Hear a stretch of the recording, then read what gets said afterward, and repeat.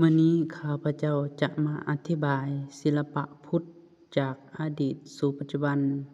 รากฐานโครงสร้างสัญลักษณ์และมรดกชีวิตโดยผ่าน4นัยสำคัญ 1. ศิลปะพุทธเริ่มจากสัญลักษณ์พัฒนาเป็นรูปพระพุทธรูปและรับอิทธิพลกรีกอินเดียนัยสำคัญที่ 2. ภาพพระพุทธรูปพระโพธิสัตว์มีภาษาสัญลักษณ์เฉพาะเจาะจงนัยสำคัญที่ 3. สถาปัตยกรรมพุทธคือพื้นที่ศักดิ์สิทธิ์และพิพิธภัณฑ์เปลี่ยนบทบาทของศิลปะ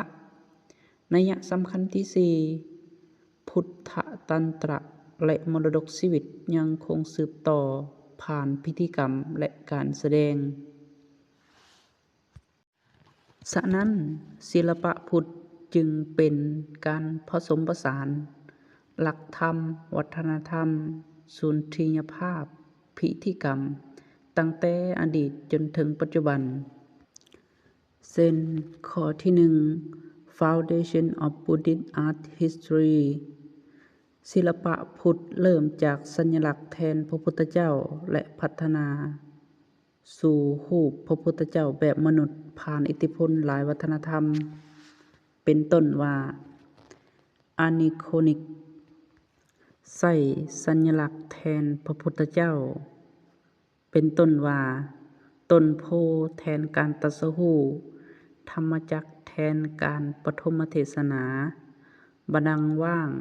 แทนการปรินิพพานและไอคอนิกก็คือในยุคของมัทธุระคือใส่หินทรายแดงรูปทรงแข็งแรงคันธระก็คือใส่หินสีเทาจีวรแบบกรีกโรมันพระเกศาเป็นล่อนในยุคคันธระนี้ศิลปะพุทธที่ผสมกรีกอินเดียและต่อมาเป็นเกรโกบุดดิสต์ก็คือเป็นยุคที่มีสไตล์ที่มีผมล่อนจีวรพับเลิกและสัดส่วนแบบกรีกบางคนถามว่าเป็นหยังในช่วงต้นคือบ่มีการแต้มรูปพระพุทธเจ้าเพราะคติอนัตตาบ่ยึดติดรูปจึงบ่สร้างพระพุทธเจ้าในยุคต้นและยุคต่อมาเมื่อศรัทธาเพิ่มและแนวคิดเรื่องพระพุทธเจ้าผู้ประทานมหากรุณาขยายตัวจึงต้องการรูปมนุษย์ให้กราบไหว้ในนัยสำคัญที่ 2 Reading the Divine Image ภาพพระพุทธเจ้าพระโพธิสัตว์และเทพต่างๆมีภาษาเฉพาะสีลักษณะเครื่องทรงมุทราและอาสนะมุทราก็คือ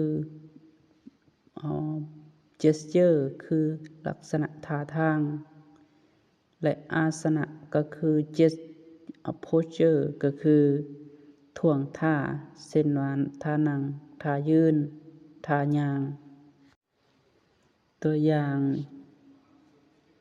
ดัมมจักรมุดราหมายถึงการสอนธรรมอัพพยมุตราความบ่ย้าน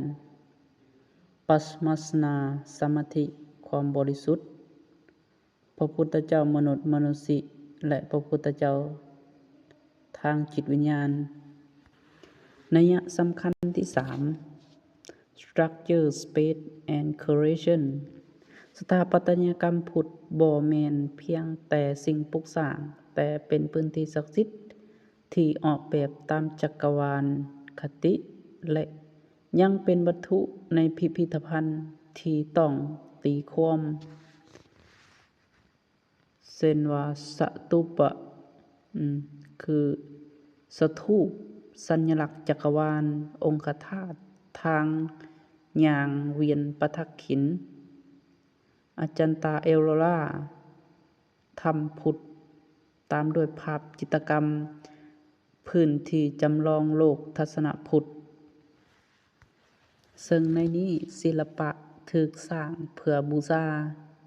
แต่เมื่อนำเข้าสู่พิพิธภัณฑ์เปลี่ยนเป็นวัตถุศึกษาและนัยยะที่ 4 Esoteric Form